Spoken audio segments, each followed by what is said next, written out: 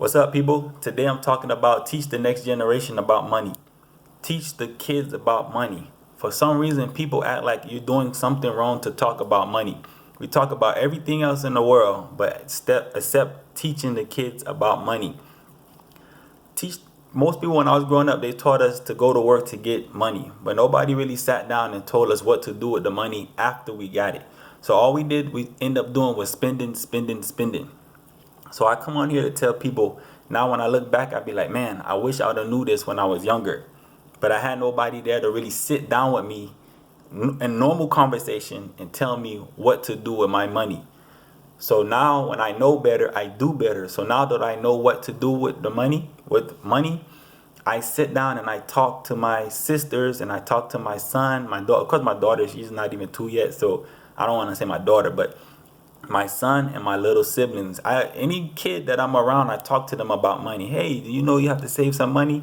Most kids don't grasp. They just go off emotions. But they'll listen to their parents more because their parents are around them more. They'll listen to a relative more. More people who talk to them about money, they'll listen more. But I give you an example from my life.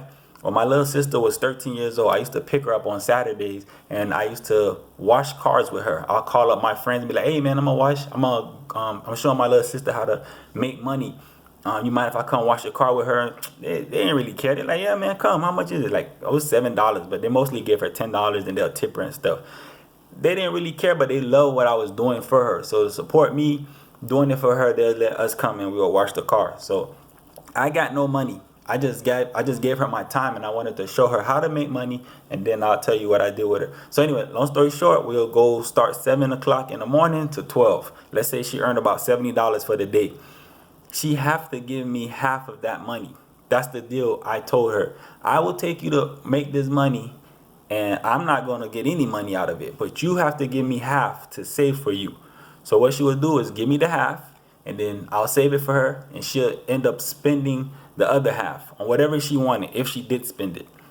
Long story short, we fast forward, she's 18 years old. My sister, she's work a part-time job now. And over the years, of course, over them 5 years, I still was saving money for her. So it accumulated way more than what we started off with. And now, even though she's still in high school, she working a part-time job and she saves more than what she spends. Or she spends half and she saves half, but she has her own account.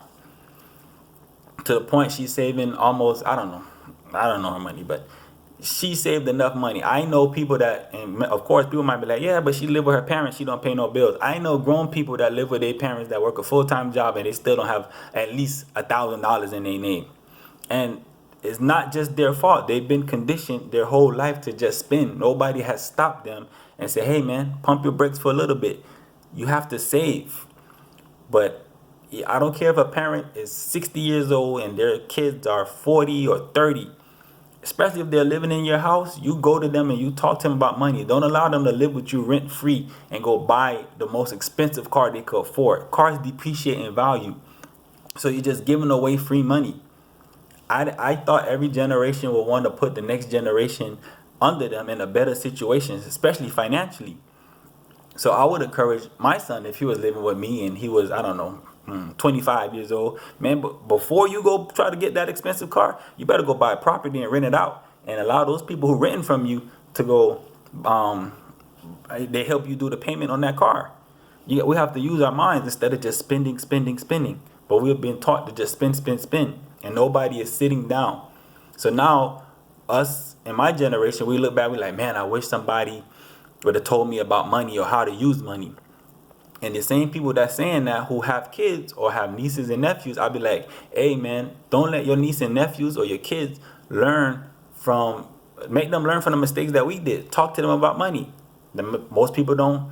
So I don't know why, but it's like a bad thing. Like, oh yeah, I didn't have time to talk to them. Talk about everything else but money. And I'm not saying go to them and just, hey, if you're not spending your money, save your money. But make it in normal conversation.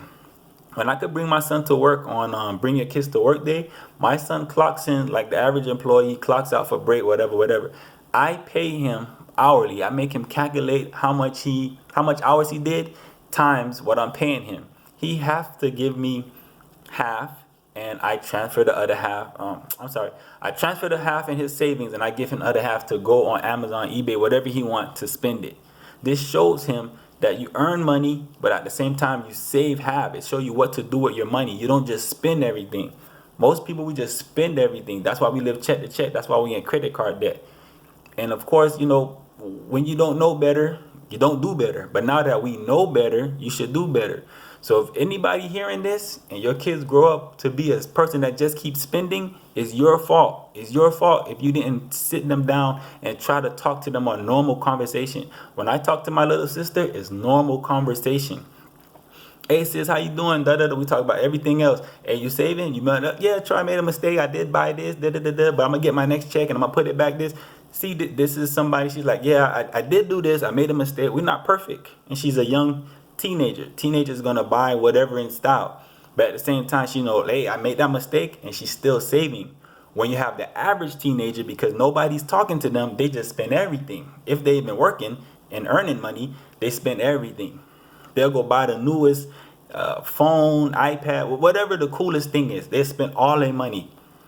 But because it's not their fault, nobody has taught them about money. They just say, go get a job. And of course, the kids go get a job. They work hard, but they don't know what to do after that. So they fast forward, when they're 30, 35, 25, 40, they have the same mindset, just to get a job, pay my bills, and spend everything else. And then when you start spending everything else, you get a credit card. And after the credit card, you start using the credit card. Now you're in debt. Now you're like, man, how am I going to get out of this? Because now you have real life situations. You have rent or mortgage. You have car payment. You have kids. And then now life start catching up to you. And you're just like, man, I made some bad decisions.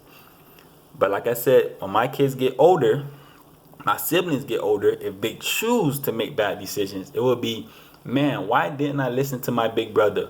Why didn't I listen to my father when I was younger? He told me to do this and I chose not to do it. But I would never give them the chance to say, man, I wish somebody would have talked to me about money and what to do with my money, because I blew all of my money. If they blew it, they chose to blow it, but not because nobody told them. I don't understand why we cannot talk to the kids and the next generation. Money is very important. We go to work every day. We miss time away from our family every day. We have to go make this money to live, basically. So we have to tell them, hey man, don't be like this. You don't want to be doing this. You want to be working 8 hours and making this kind of money. If your job do something you don't like and you got a great emergency fund, man, you could quit on the same day. You want them to have that power. This will make their life less stressful. I'm not going to say stress-free, less stressful. The less stress you have, the longer you can live. And finances have to do it a lot. I think, like what they say, half of marriages, divorces is over finances. But if you got two properties, somebody get one and somebody get the other one. But if you only got one, I don't want to go that one. But anyway, teach the kids about finances. You're not doing nothing wrong. You're helping them.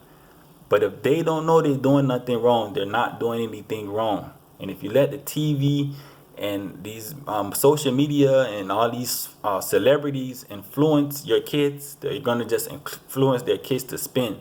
Not to invest, not to save, just to spend and buy their products. And that's where we're going. So allow the next generation to be better than us. And then that generation should be better. I have a family member, he want to have a legacy, just like I want to. But you can't have a legacy if you're just buying Jordans and purses and cars, and this don't create legacy. Land, property, assets, business, that creates a legacy. So anyway, long story short, talk to your kids about finances. Don't just make it a one-time 5-minute conversation. Make it every week. When commercials come on the TV and your kids say, "Oh, I want that." Hey, they got you. They want you to spend your hard-earned money to buy that. Every commercial is meant for you to spend your money to convince you to buy this product. And I look at when my son sees commercial, he says it to me. Hey, Dad, they trying to make you buy a car. Hey, Dad, they trying to make you buy these shoes. Hey, Dad, they want you to do this. Hey, Dad. Because I condition him like that to see it. He's still a kid. He's still going to want some things. But when he says, "Oh, Dad, can I get," he stops. Like, "Oh, yeah, Dad, they got me. They want me to spend my money on that, but I don't want that. I want to save for this." And there's nothing wrong with buying things. But it's a time and place for everything. So anyway, save your money first. then you can buy what you want later. But we just buying what we want, and we not having no kind of emergency fund later. Then when you get in trouble or some headache, now it's too late. You say, oh man, I wish I'd have did this and that. But anyway, people, talk to your kids about financing. Don't make it a one-time conversation. Let them learn from our mistakes. If you don't talk to them and you see this video and 10 years or 20 years later, if something happened to them financially, nothing bad, financially, and they say, man, nobody talked to me about money, it's your fault because you had the opportunity to talk to them and you know better and you should have did better, but you chose not to. I don't know why. Talk to the kids about money. There's nothing wrong. It's not a sin. It's not illegal. Teach them. Show them. Lead by example. Later.